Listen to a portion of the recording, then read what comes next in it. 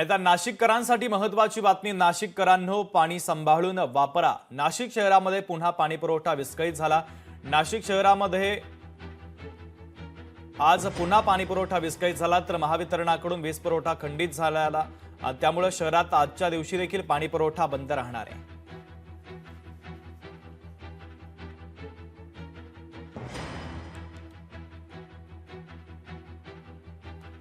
तर नाशिककरांनो, पाणी सांभाळून वापरा, कारण पाणी पुरवठा विस्कळीत झालेला आहे।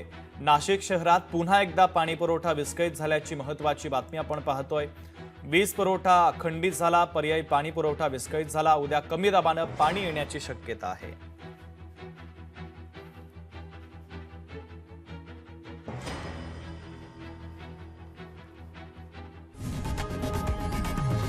लोकशाही मराठी ऐका, पहा, जागरूक रहा।